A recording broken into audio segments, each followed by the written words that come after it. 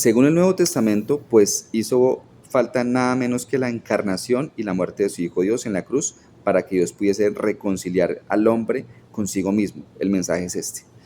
Dios estaba en Cristo reconciliado al mundo consigo mismo, no tomando en cuenta a los hombres sus transgresiones, y nos ha encomendado a nosotros la palabra de la reconciliación.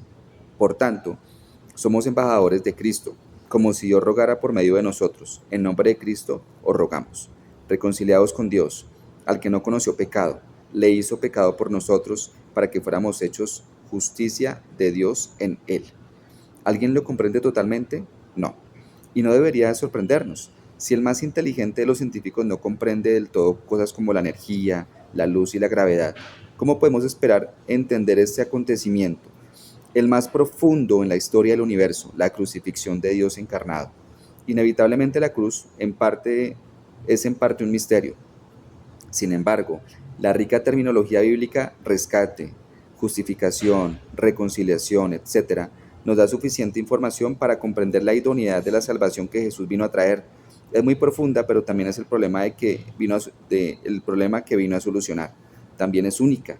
Cristo no compite con ninguna otra religión, filosofía o forma de vida aquí, por la simple razón de que nadie más ha hecho nunca lo que Él ha hecho, ni puede ofrecer ni ofrecer lo que Él ofrece, perdón y paz con Dios, que no dependen de nuestros méritos, sino de nuestra confianza en la gracia y el regalo de Dios. Las burlas de los nuevos ateos contemporáneos no minimizarán lo que Cristo hizo en la cruz, al igual que las burlas de los que participaron en su juicio y crucifixión hace 20 siglos tampoco lo hicieron. Esas burlas no son nada nuevo.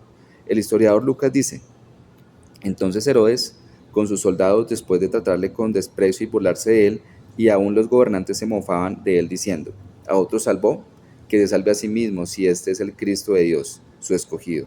Los soldados también se burlaban de él, acercándose y ofreciéndole vinagre y diciendo: si tú eres el rey de los judíos, sálvate a ti mismo. Incluso uno de los ladrones crucificados con Jesús le lanzaba insultos diciendo: ¿no eres tú el Cristo? Sálvate a ti mismo y a nosotros. Pero salvarse a sí mismo es precisamente lo que Jesús no podía hacer, si era el Salvador que declaró ser. C.S. Lewis escribe: a otro salvó, a sí mismo no puede salvarse. Es una definición del reino. Toda salvación en todo lugar y en todas las épocas, en las cosas grandes y en las pequeñas, es vicaria. El otro ladrón no se sumó al escarnio que estaba teniendo lugar a su alrededor. Había estado pensando, en la medida en que un hombre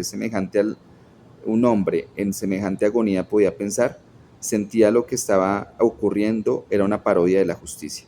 Le afectó tanto que, superando su dolor, reprendió al criminal de la otra cruz por sus burlas, diciéndole: ¿ni siquiera temes tú a Dios, a pesar de que estás bajo la misma condena? Y nosotros, la verdad, justamente, porque recibimos lo que merecemos por nuestros hechos, pero este nada malo ha hecho. El profesor David Godin, escribe en griego, experto en griego, analiza el relato y explica cómo ofrece una profunda perspectiva sobre la naturaleza del perdón. El primer malhechor estaba sufriendo las consecuencias de sus fechorías en forma de castigo temporal infligido por el gobierno. A pesar de todo su dolor, no parecía haber en el temor de Dios, ninguna confesión de culpa ante Dios, ninguna expresión de arrepentimiento, ni siquiera una petición de perdón divino. Estaba dispuesto a creer que Jesús era el Mesías si éste hacía un milagro y lo liberaba del castigo temporal que era la consecuencia de sus crímenes. Cuando vio que Jesús no tenía intención de hacerlo, lo maldijo a él y a su religión por ser un fraude. Pero salvar a las personas simplemente de las consecuencias temporales de sus pecados, sin llevarlas ante el arrepentimiento y la reconciliación con Dios, no sería una salvación real. Animaría a la gente a repetir sus pecados bajo la impresión de que hay una madrina para que podría eliminar y eliminaría cualquier consecuencia terrible o incómoda. No se puede construir un paraíso sobre una actitud hacia el pecado tan irresponsable. Con el segundo malhechor fue diferente. Reflexionar sobre el hecho de que Cristo era inocente y aún así estaba sufriendo junto a los culpables, convenció a su conciencia de que el mundo venidero tiene que haber un juicio en el que se compensan las injusticias de este mundo. Eso despertó en su corazón un sano temor de Dios, lo que lo llevó al arrepentimiento y a un reconocimiento sincero de su pecado. Admitió que el castigo temporal infligido por el Estado era merecido y no pidió milagro alguno que lo librase de la consecuencia de sus pecados. Véase en 23, 40, 41, en el versículo.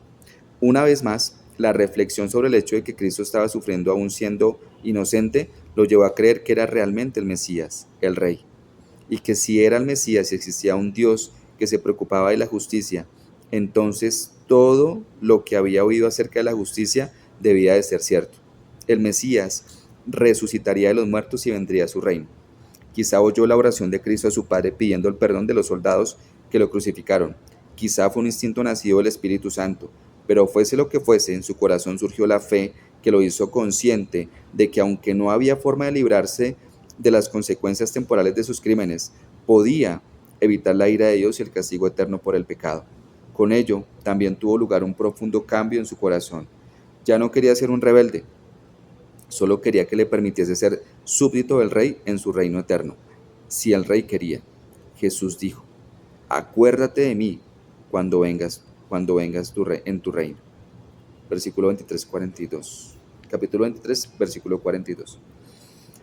La respuesta del rey no solo le concedió el perdón inmediato, sino que también demostró al malhechor moribundo y a todos los que se arrepienten y creen lo que el perdón implica: una aceptación inmediata y total por parte de Dios, la seguridad de que tras la muerte el rey lo recibiría directamente en su presencia, estaría con Cristo sin intervalo ninguno, la admisión al paraíso, donde no habrá más dolor, llanto, pecado y maldición. Versículo 43.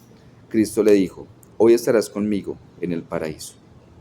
Un rebelde se había convertido. ¿No es esta la verdadera obra de un rey? ¡Wow! Terminamos capítulo 6, vamos al capítulo 7 y dice: ¿son los milagros pura fantasía? Nos veremos pronto. Bye bye.